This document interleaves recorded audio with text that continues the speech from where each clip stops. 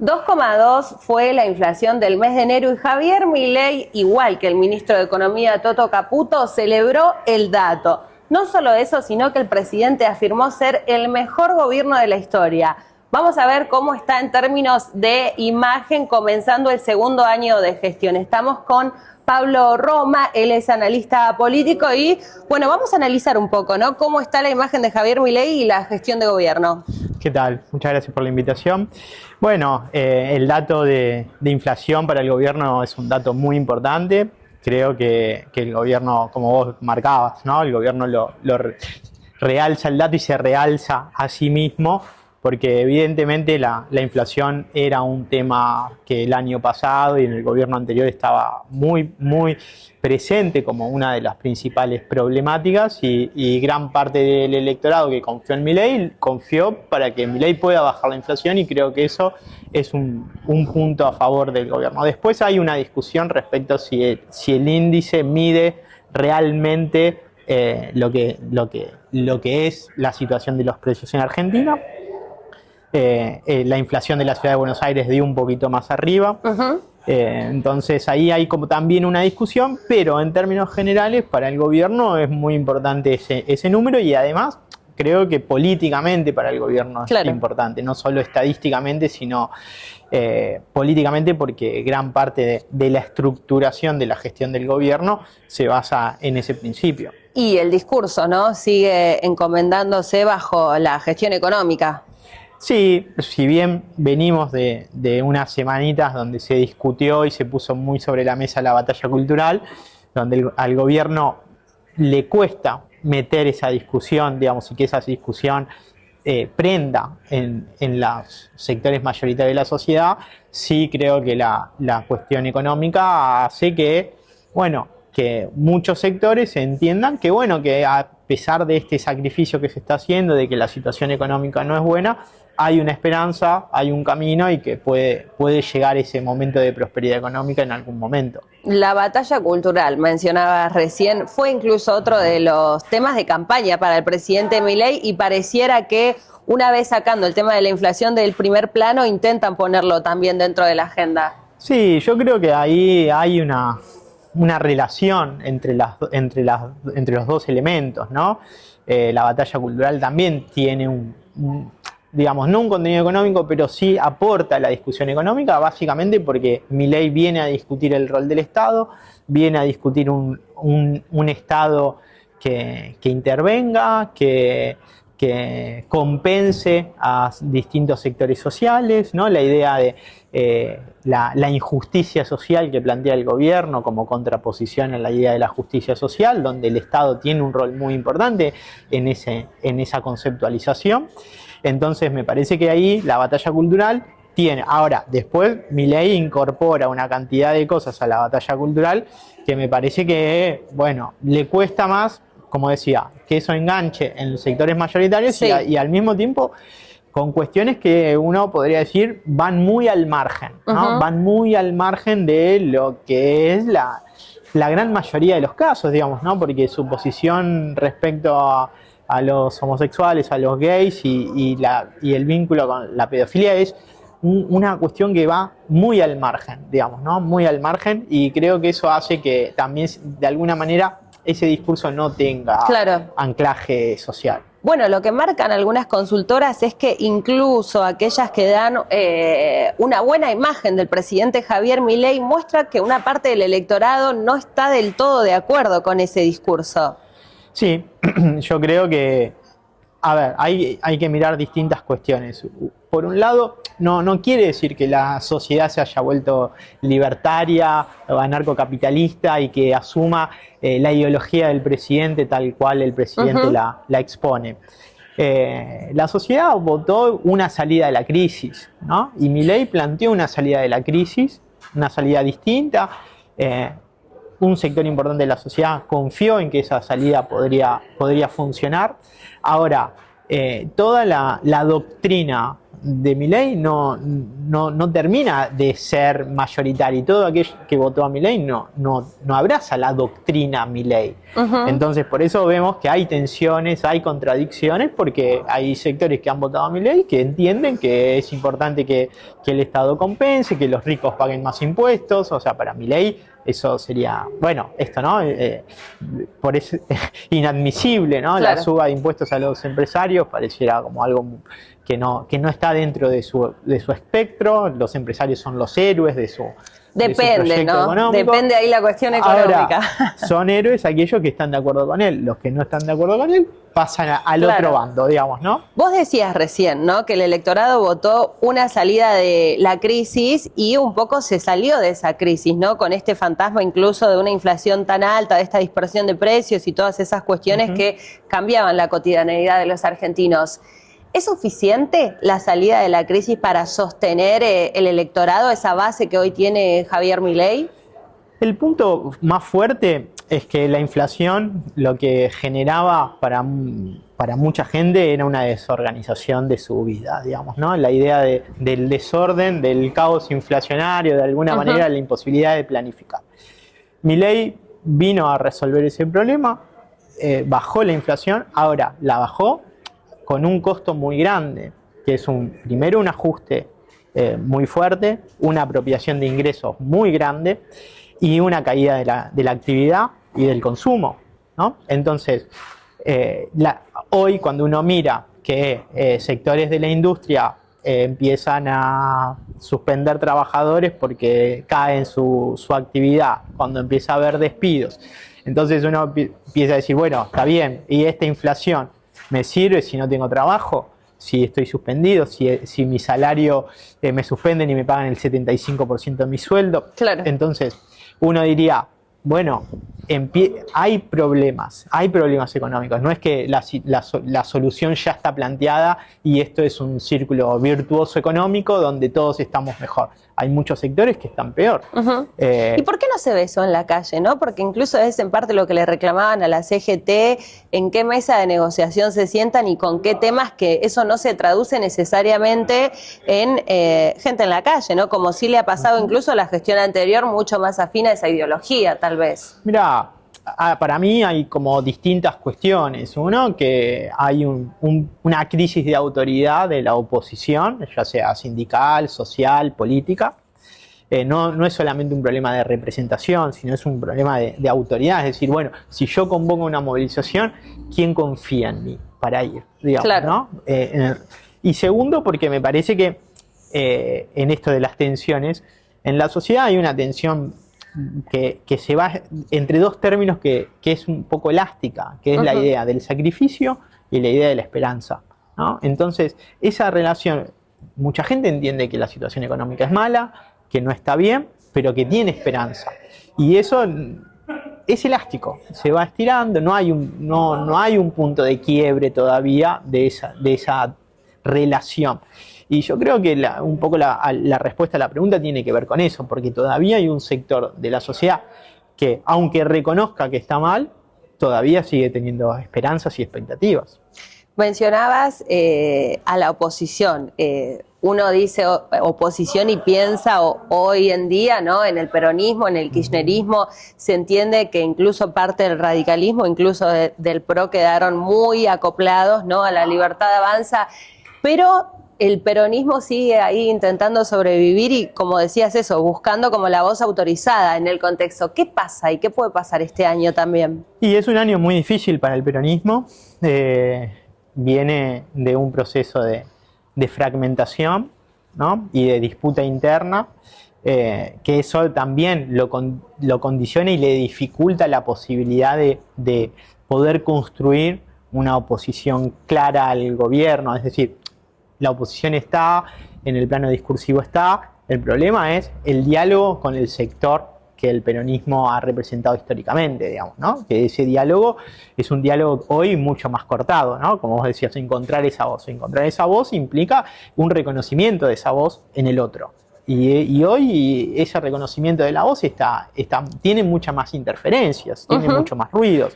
Y hay distintas propuestas, hay discusiones, ¿no? La tensión entre Cristina Fernández de Kirchner y Axel Kicillof.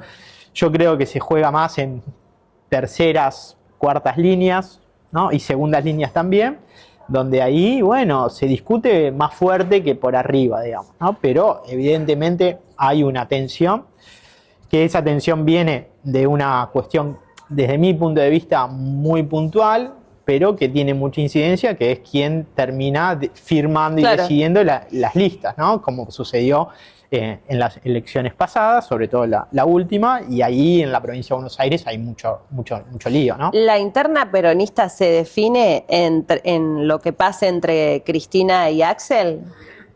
Mirá, me parece que, bueno, puede ser que realmente ahí se defina. Yo creo que también la dirigencia peronista tiene que reconocer, escuchar que su base social y su base electoral le está pidiendo unidad.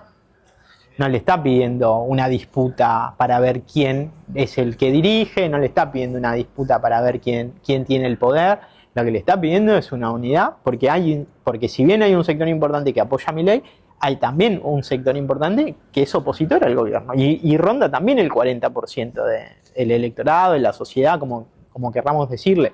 Entonces, para ese sector de la sociedad, bueno, la necesidad de la unidad y la necesidad de construir un espacio opositor sólido al gobierno es muy importante, y me parece que la dirigencia le cuesta entender eso, y bueno, y está en sus discusiones, pero me parece que habrá que ver cómo se va desenvolviendo este año, porque la elección va a tener un peso muy importante, ¿no?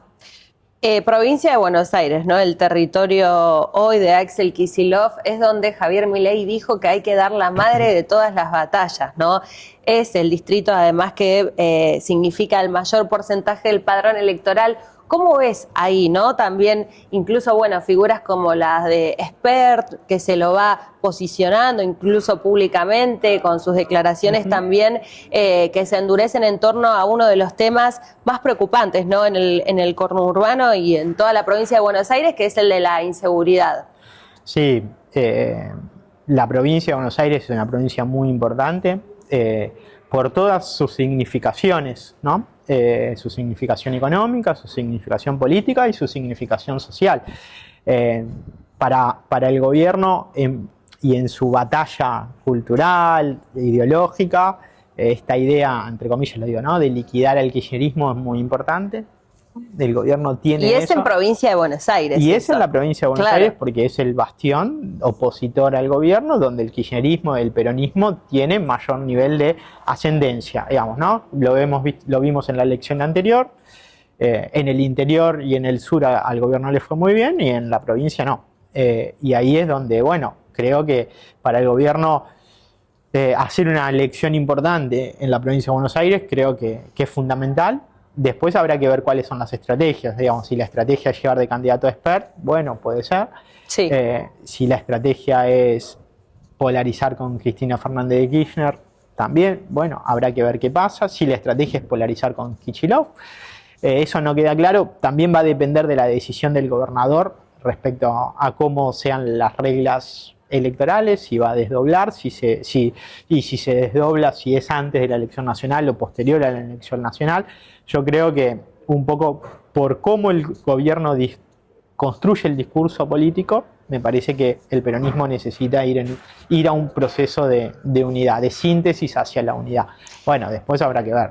¿Llegó a su piso el peronismo con la intención de voto y hoy en día quienes lo apoyan, o puede caer más o subir tal vez? Y bueno, eso es la pregunta, ¿no? Es difícil, ¿no? Es muy difícil porque la política argentina es muy dinámica, pero bueno, lo que representa el peronismo son valores que como decíamos anteriormente, hay sectores que votaron a Milei que tienen en su representación de la política del Estado valores que expresa el peronismo. Claro. Entonces puede caer electoralmente, puede ir a su piso histórico en términos electorales. ¿Qué es? Y bueno, no se sabe, digamos, ¿no? Una cosa, por eso, a nivel nacional podría ser, yo creo que quizás un poquito más. Pero en la provincia de Buenos Aires me parece que es más difícil que el peronismo caiga, digamos, ¿no? Hay que ver qué pasa en el interior. También el rol de los gobernadores peronistas es muy importante. Cada Se uno sientan igual cada vez que los llaman, ¿no? juega su juego. Sí. Cada uno juega su juego. No hay una verticalidad. Digo, eso sí que ya pasó para el peronismo. Digamos, si uno mira la historia, medio como que es una ficción la verticalidad, porque siempre existieron distintas fracciones dentro del peronismo que pujaron, pero bueno, es cierto que mucha gente dice, bueno, este es peronista, se tendría que alinear con el peronismo y no es así. Bueno, y el desafío también está presente para Mauricio Macri y el PRO.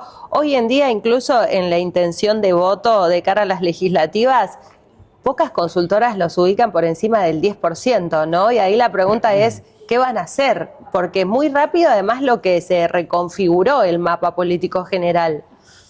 Sí, creo que Mauricio Macri está en una posición muy difícil.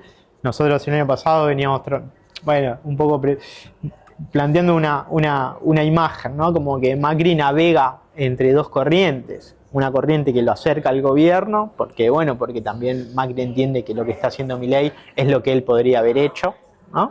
Y una corriente que lo aleja, básicamente. Bueno, y dentro de la corriente que lo acerca, también está que su base electoral hoy tiene mucha afinidad con La Libertad Avanza. Ese también es el punto central. Y la que lo aleja tiene que ver con el triángulo de hierro, ¿no? Que entiende que no tiene por qué concederle a Macri algo que ellos no quieran concederle, básicamente porque entienden que su base electoral está con ellos, que Patricia Bullrich está con ellos y se lleva también parte de la dirigencia. Algunos intendentes y dirigentes políticos del PRO hoy están dando pasos hacia La Libertad Avanza. Entonces la posición de Macri es muy compleja. Nosotros medimos la provincia de Buenos Aires en diciembre y tiene 10 puntos, ¿no? 10 puntos. En la ciudad de Buenos Aires tiene más. Y creo que para Macri, sostener la ciudad de Buenos Aires va a ser también un desafío muy importante. Es cierto que La Libertad Avanza ahí tiene menos, porque también todo se juega en la imagen del presidente. No tiene grandes dirigentes. El dirigente más importante que tenía en la ciudad de Buenos Aires, que es Ramiro Marra, como dijo Milei, ¿no? Lo pasaron por la guillotina. Claro. Y eso, también es un costo, puede ser un costo político. Y vos recién hablabas, ¿no? La importancia de la ciudad de Buenos Aires para el PRO, para el peronismo en la provincia de Buenos Aires, sigue siendo lo paradigmático de Javier Milei, que no tiene en realidad anclaje territorial, y es lo que van a ir a buscar ahora, ¿no? Incluso muy rápido Karina Milei empezó también con las listas en el interior para no depender también de las alianzas, ¿no? Con los gobernadores. Exacto. Yo creo que hoy La Libertad Avanza paga un poquito el precio de no haber querido jugar en las elecciones provinciales el año pasado. Tiene una representación muy pequeña en la Cámara de Diputados, en la Cámara de Senadores, casi nada. Y ha tenido que negociar, ha tenido que hacer acuerdos, fundamentalmente con el PRO y un sector del radicalismo y sectores del peronismo del interior. Eso le ha permitido fortalecerse políticamente. Creo que el cambio de jefe de gabinete en ese plano lo potenció mucho al gobierno, porque la llegada de Franco le dio mucho volumen político a un gobierno que había empezado mal, había empezado trastabillando, chocando con todos. De hecho, Macri había planteado, la idea de la garantía o de quedarse con una parte del gobierno si es que Milei no podía, y eso el gobierno lo revirtió mucho. Ahora, creo que el anclaje territorial para el gobierno, no sé si es tan importante, pero sí es necesario.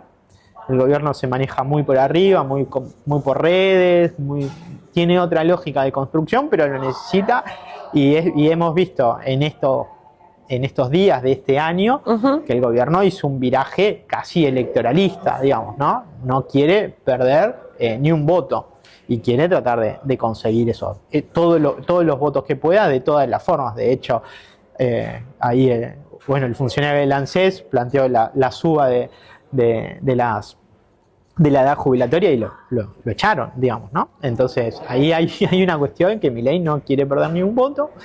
El dato de inflación con el cual empezamos la conversación es fundamental para el año electoral. Milei no puede decir que la inflación empieza a subir porque rompe con todo su discurso, porque rompe con toda su construcción. Sí, con esta idea del sacrificio, ¿no? En función de un futuro mejor. Y que el sacrificio tenga un resultado, o sea, que no termine siendo en vano. Y esa es la tensión.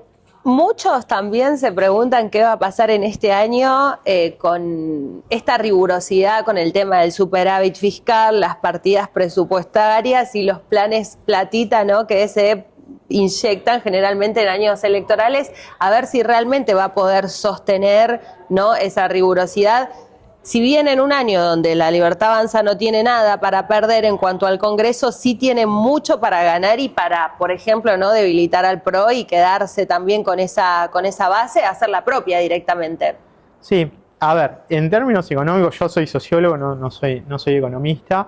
Entiendo que el superávit fiscal está de alguna manera construido y sostenido por cosas que el gobierno no quiere, pagos que el gobierno no hace, digamos, ¿no?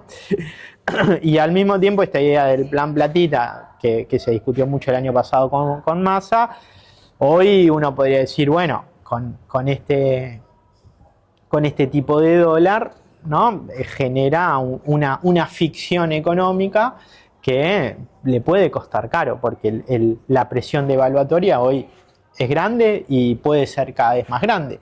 Entonces, eso creo que para el gobierno, y como el gobierno muestra, bueno, decir, mirá, es más barato ir a Brasil de vacaciones, como nadie va, eso es lo normal, que todo el mundo que quiere irse a Brasil de vacaciones, pero la lógica es que irte de vacaciones en Argentina es mucho más caro que irte a Brasil. Pasa con los turistas que vienen dicen, che, los precios acá son carísimos, más barato en mi país, y eso genera una tensión económica, ¿no? Genera una tensión económica.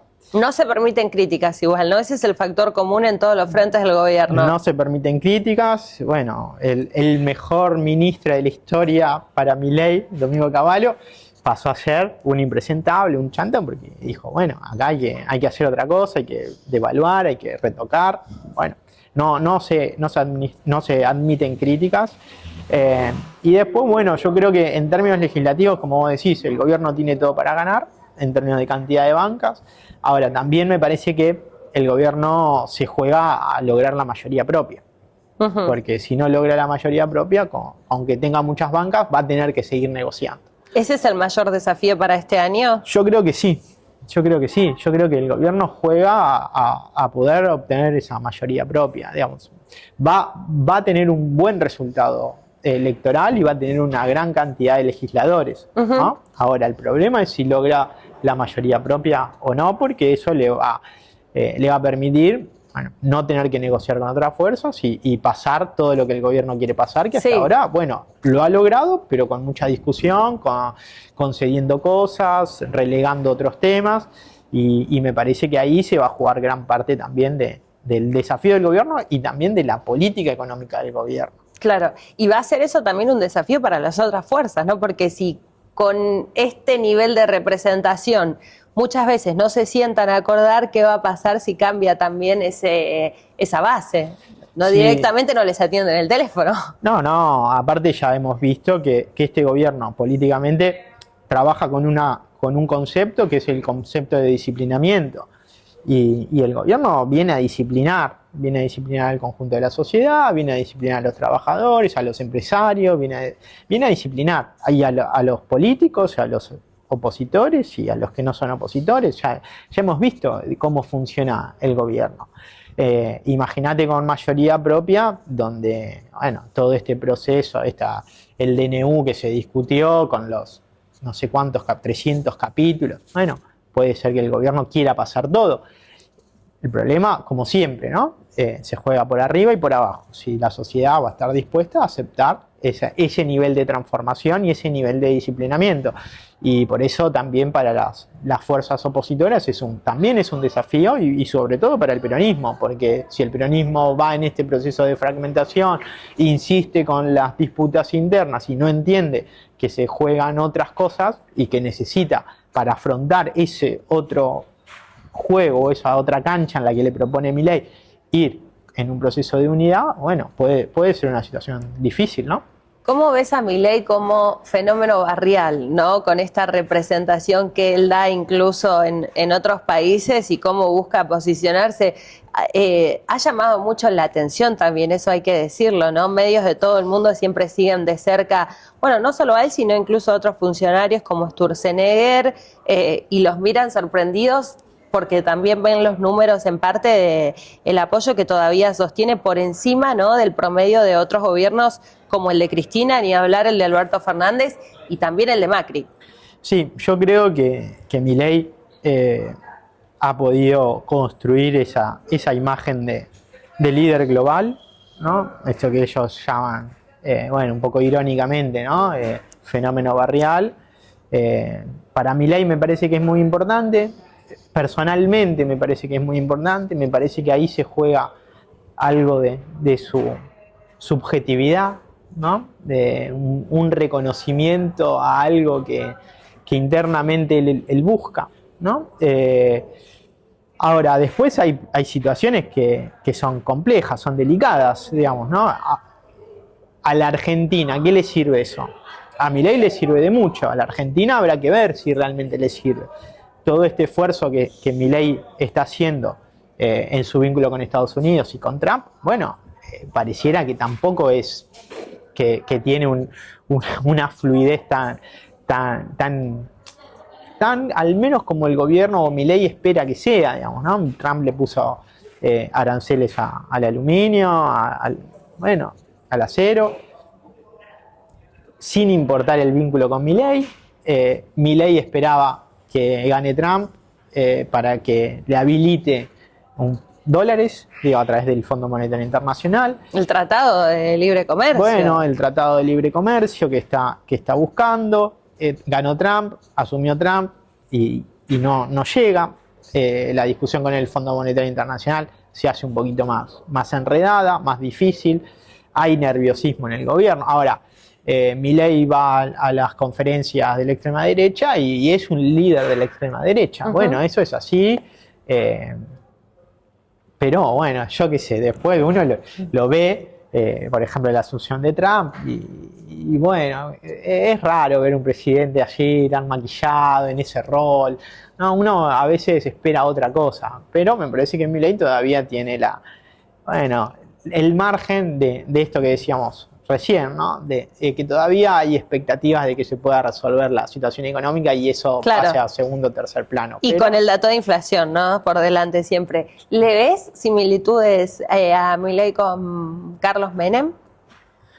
En personalidad, aunque sea, tal vez, ¿no? Con estas cosas que decías. No, me parece que no, que son dos personalidades completamente distintas. Me parece que Menem tenía una personalidad mucho más extrovertida, mucho más hacia afuera, con un carisma muy grande, un nivel de seducción muy importante, y Milei es todo lo contrario.